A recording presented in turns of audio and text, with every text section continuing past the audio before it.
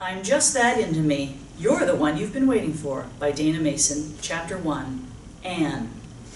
The Mess.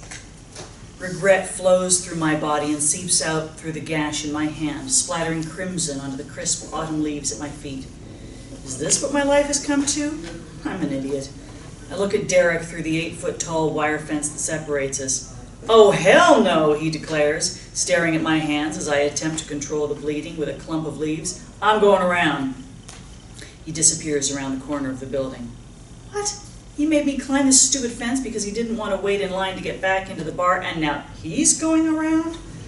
Oh, I'm pathetic. Why do I desperately want to be with someone who doesn't seem to care about me? I see the pain in his heart. I see how he struggles, and I want to love the rough edges off. I'm a rescuer. That's what they call people like me, who value love and relationships above all else. He just needs to learn how to love himself first, I rationalize. Then he'll be able to love me. I've been told loving him is not the problem. The issue is losing myself in the process. I know it's not healthy, but I can't stop myself. Every time I grow too weary and want to walk away, hope takes me hostage again. I glance at my palm in the dim light of the one bulb that hasn't burned out above the bar's back entrance. A pool of blood is welling up where moments ago I had frantically clutched at the barbed wire to keep from plummeting to the ground. How bad is it? I head toward the back door of the club and make my way to the restroom. I toss the leaves in the garbage and examine my hand closely. Oh my God, what happened? A blonde, 20-something girl with bright red lipstick and 5-inch heels is gawking at me. I cut myself and turn towards the paper towel dispenser and attempt to fashion a makeshift bandage. Damn, that's nasty, she says. I want to say, no shit, but my frustration would be misplaced. She glances at her reflection in the mirror one last time and, satisfied, heads out the door. I can't believe I agreed to climb that fence. I care more about making him happy than about cutting my fucking hand off. What the hell's wrong with me? I finish wrapping my hand and follow the blonde out the door. The blare of the distorted music annoys me, and the pulsating lights aren't illuminating enough to scan the room for Derek. I approach the bar and spot him at the front door, showing his ID. We make eye contact, but he doesn't care enough to look at my hand.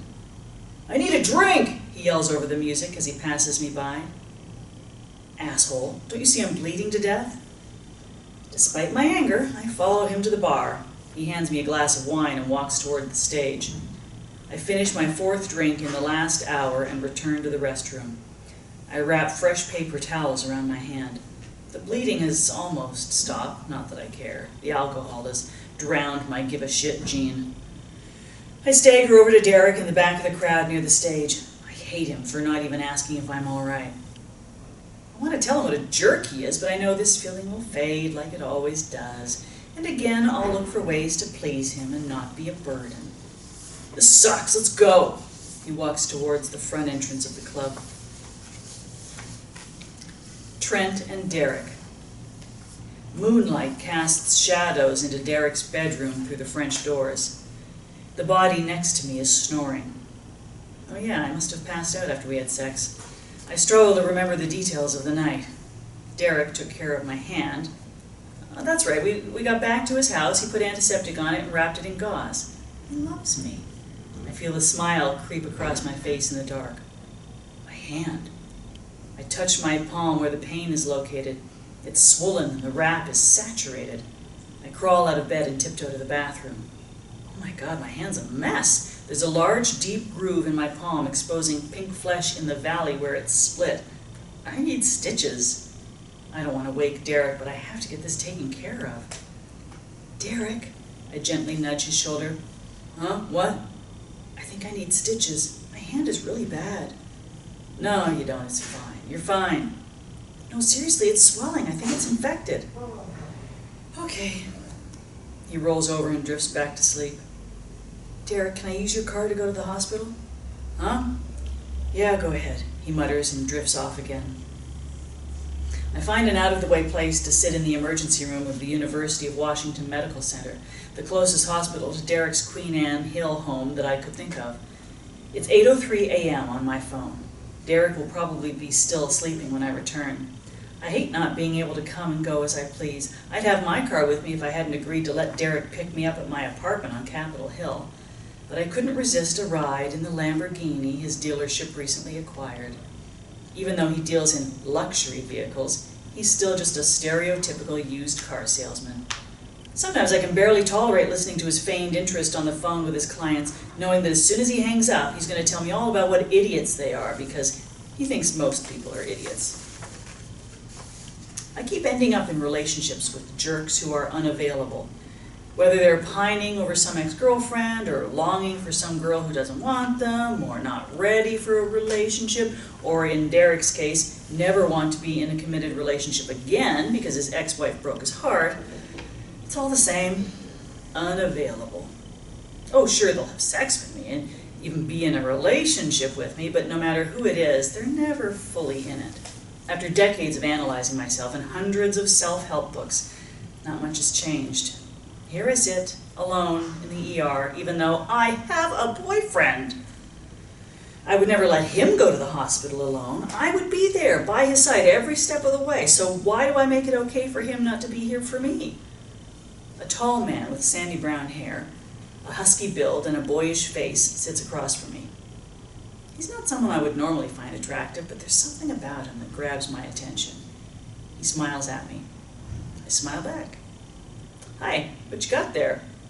I point to the large plastic-covered frames that are leaning against the bench next to him. A couple of art pieces I'm donating to the hospital. Can I see them? Sure. He pulls the clear covering off each canvas and supports them side by side for me to view. They're gorgeous. Vibrant colors on canvas. A blend of paint, paper, cloth, and possibly metal? I've never seen anything like it. Wow, those are amazing. Where'd you get them? I made them. I work primarily in mixed media. That's a combination of different... I know, my enthusiasm gets the best of me. I knew there was something special about him. Of course there is. He's an artist. I've always treasured creative expression in all its forms. As a child, I remember being emotionally moved by the words in books and wanting to be an author who changes lives when I grew up. But growing up in poverty has a way of persuading you to do the practical. So, instead of pursuing the life of a starving artist, I got a business degree, climbed the corporate ladder like a good little minion, and joined the ranks of the Chief Executive Officer community. At age 35, I enjoy the recognition for successful direction of a large financial corporation. But I rarely see my beautiful apartment, and I feel less fulfilled than I ever imagined. I'm Anne. What's your name? Trent. He extends his hand. So, you're an artist? His slightly raised eyebrow and dimpled smile are adorable. No, but I love art, and my company's been looking for new mixed media pieces for our building in Bellevue. I'd love to connect you with our buyer. Well, thank you, Anne, Trent says. You know, maybe our paths have crossed for a reason. I feel it too, like our meeting has been divinely orchestrated. I think you may be right about that. I look directly into his eyes, green like the color of sea foam. They say the eyes are the windows to the soul. I don't know who they are, but I think there's some truth to that. He's handsome, not like a hunk, more like a classic gentleman.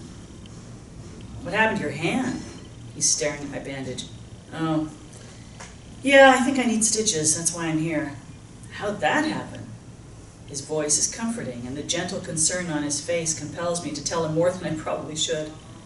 It was stupid. I drunkenly climbed a barbed wire fence. It was my boyfriend's idea, and then after he saw my hand, no surprise, he changed his mind. What? Why were you climbing the fence? Well, that's the really dumb part. We were at a bar, and we went outside so he could smoke a cigarette. When he finished, there was a line to get back in, and he didn't want to wait, so I followed him to the back of the building, where there was an 8-foot fence, and he told me to go first, that this was how we were getting back into the club.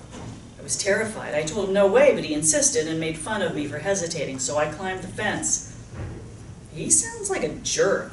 Trent's face looked protective, like a big brother who's plotting to kick some ass. It's my own fault, going along with it. That may be true, but it's his responsibility as a man to protect you, not to put you in harm's way, Trent says authoritatively. He's not a man, he's a jerk. Sorry, but I don't like him. Where is he now? Why isn't he here with you? I should have kept my big mouth shut. He was sleeping and I didn't want to wake him, so I drove myself. It's sort of true, he was sleeping. I'm sorry I get so upset. It's none of my business. I just hate it when guys treat women poorly. It's not right. Trent leans back in his chair. That's okay. Trent Jack, says a woman in a lab coat as she approaches us. I'm Dr. Casey. Trent Jack? Ooh, what a horrible name, poor guy. That's me. He grabs his art, stands up, and looks in my direction. It's a pleasure meeting you, Anne. Please take care of yourself. He reaches out his coat pocket. Here's my card. Let's get together sometime. Give me a call, okay? I will. Thanks. As I watch Trent walk away, I feel like something important just happened.